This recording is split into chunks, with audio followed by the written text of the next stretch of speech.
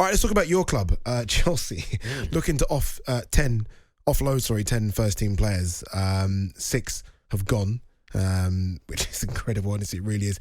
We knew about N'Golo Kante, obviously Kalidou Koulibaly's gone, Edwin Mendy's gone, Ziyech is gone, Aubameyang's gone.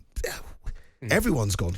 Yes, and I mean, when you reel them off like that, obviously there's so many players that are leaving Chelsea. I would say there are a couple that are worthy of conversation. Whereas, look, Koulibaly, Ziyech, Mendy, even Kante. And as much as I love Kante, and we can discuss Kante, I think Kante is one of the Premier League's greatest midfielders. I think the way that he has played for Chelsea has actually revolutionised the way that we think about midfielders. I would also say that he achieved the impossible. When you used to, before N'Golo Kante, when you used to ask me my best ever Chelsea team, there was no way that I wouldn't put Claude McElhenney in it. Suddenly N'Golo Kante has taken the bar even higher. But the rest of the players that are leaving, apart from maybe a couple, Mount, Havertz, I think they're fairly uninspiring. Indeed. All right, let's welcome in Simon Johnson, the Athletics Chelsea correspondent. Simon, really appreciate you coming on. Thank you very much, mate. No surprise with the amount of players leaving for a couple of reasons. Obviously, Mauricio Pochettino would have said, A, he doesn't really want those players, and B, all of them probably had awful seasons last year for Chelsea. Look, there is this conversation about them going to Saudi, and we can maybe get into that another time, but are you surprised about the amount of players that have been offloaded by Chelsea? Not at all. Not at all. This was always the plan. Everyone knows how much Chelsea spent in the last 2 transfer windows. It's not just a case of Chelsea want to get rid of players. Some of these players want to leave. That they feel that Chelsea isn't quite the club that they thought it was, or certainly the plan isn't going as well as they've hoped. And they're looking for pastures new as well. I actually think that a lot of these players that are going is a good thing for Chelsea that they're going. They've had their chance to compete for a Premier League, let alone win one, and they've fallen short. Quite a few of them, yes, you can talk about the Champions League win, of course, which was a fantastic result for Chelsea. But when you look at Kai Havertz, you think of his Champions League winning goal. There's a few other highlights in there over the last few years, but overall, given the expectation when he joined Chelsea, you have to say he's under-delivered. Kovacic has been a solid signing for Chelsea. He's got 1 year left on his contract. I think it's good business to get that kind of money out of Manchester City. Of course, Jorginho, they got good money for him, and he had less than 6 months left on his deal. And then you look at the players that are leaving for Saudi, deals haven't been completed yet, but Ziyech has been a disappointment. Mendy had a tremendous spell at Chelsea, but then lost his place to Kepa. He wants to move on. Koulibaly is the only sort of new signing under the new owners that is going, it looks like, and he's obviously underperformed.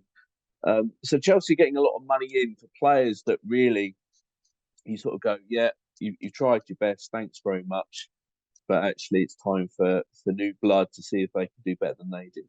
Is there a danger that there's almost too many outgoings? I mean, look, Mauricio Pochettino, we know, is a good manager, and he'll get his best 11 and eventually the best players that are going to sit on the bench. But is there a danger that start of the season is not too far away?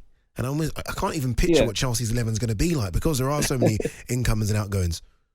Well, same old in a way. It's like last season. They had over 30 players, right? So players had to go. And yes, there are some players here that you sort of think there's too much change too soon. They certainly make that argument. It's a bit like a year ago with all the transfer spending in the first place, the amount of players coming in the summer in January. Chelsea never had a settled team. They never looked like a team. But for Chelsea, they have to bring money in to help balance the books. There's no coincidence that a lot of this business is being done before June the 30th. So it'll all count on the next financial accounts, which will help comply with FFP. I would say in terms of potential signing potential departure that will be a significant blow, although depending which Chelsea fan you talk to, it divides opinion. But if Mason Mount does leave, I think that's a different story altogether because he's got Chelsea DNA in his system. He's 24. He's still got his best years in front of him. He's only got 1 year left on his deal. So we're in this sort of scenario of the threat of losing him for nothing. But of course, contract talks have been going back and forth the last 12 months. How has it come to this that someone that's got Chelsea sort of flowing through his veins is potentially leaving for a Premier League rival? There'll certainly be question marks asked about that bit of business if that actually happens, if that actually goes through. Simon, Kante, Kovacic and Mount. You could have argued prior to this transfer window that was Chelsea's best midfield. No disrespect to Enzo Fernandez, but I think that if you were to say Chelsea got to a European Cup final last year, Chelsea's best midfield could easily have been Kante, Kovacic and Mount. All three of those are moving on. So we're left with Enzo Fernandez plus 2, not really sure who they're going to be. This feels problematic to me. I know that there's some talent there. I know that players are going to come in. But ultimately, we're letting a lot of very good players go and putting our faith in players that are perhaps, underwhelming at least. Yeah, but you have to bear in mind, Rory, that, for example, N'Golo Kanté. So when I went on the rant about players that should be going, etc., he certainly is not someone I was including that part of the conversation. Yeah. But he's a different story altogether, right? So I think Chelsea did make him a contract offer, but they were very wary of how many games he was going to play. So I don't think it's on the same terms as it was on before. And when you sort of think of the amount of football he's missed since basically playing the Europa League final 2019, where he got injured just a few days before and then miraculously played that game. But consequently, or subsequently, the number of appearances he's made has been increasing on the decline because he's been picking up niggles ever since. Now, whether the two are connected, I have my suspicions, but it definitely seems that Conte's sort of ability to be on the pitch on a regular basis, it's not the same. And I think actually this is a blessing in disguise for Chelsea because there are no guarantees how many games he'll play next season. This is not a reflection of the quality of the player he is. It's just his body. Can he actually play a full season anymore? I don't think he can. The stats show that for the last few years. He's a big miss for Chelsea. Don't get me wrong. He's going to be very, very difficult to replace. And I would consider him a much bigger loss than Kovacic. I think Kovacic has had his moments. But when Chelsea have struggled, and they have had their sort of dodgy periods over the last few years, including last season, I think he's one of the players that goes missing when the going gets tough. And look, I think he's going to go on and clearly he's going to be very happy to be joining treble holders, and Guardiola is a big fan of his. So maybe Kovacic will kick on again. But at the age of 29, 1 year left on his contract, to get that kind of money for him, I think that's a good bit of business for Chelsea. He didn't bring many goals. He didn't bring many assists. And Chelsea, I think, need to look to the future.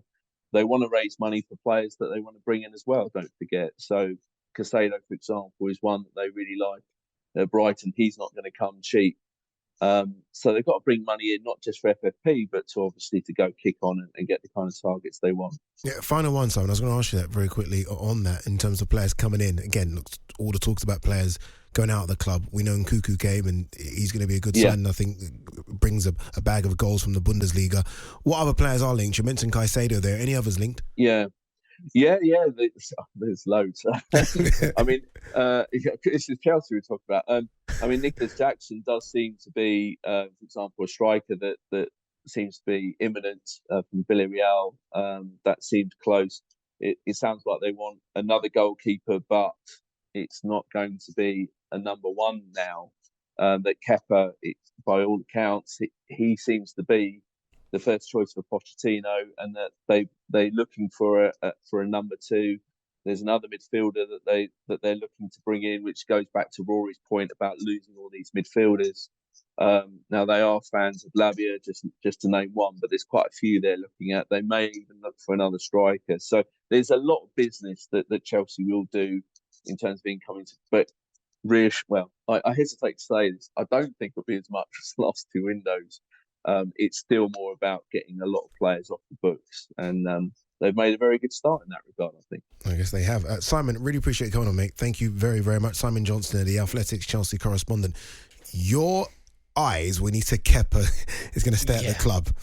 That was painful. I wanted to talk to Simon a bit more about that, because I think that something is just, a prerequisite of any sort of progress for Chelsea, I think, is getting a new keeper in. A good, established keeper. Like, whatever you think of Kepa Arrizabalaga, he's not good enough to be Chelsea's number one. He cannot command his box. He isn't a Premier League goalkeeper. We panic bought him when Thibaut Courtois was desperate to go to Real Madrid. We bought him off the back of one good season in La Liga. It's been such a bad signing. Like, on some level, you could say that Kepa Arrizabalaga is our worst signing. It just, in terms of what he was supposed to deliver, who he replaced, how much he cost, the length of contract. It has been a total and utter disaster. And there are two goalkeepers at the club. Both, if you combine the fees that we paid, well over £100 million, both of whom are not capable of playing in the Premier League. The fact that Simon there has flagged that Chelsea are going to embark on a new season with Kepa Arrizabalaga as our number one, I mean, it infuriates me, but it also makes me think that it's over before it's begun. There is a ceiling to how high you can go when Kepa Arrizabalaga is your goalkeeper.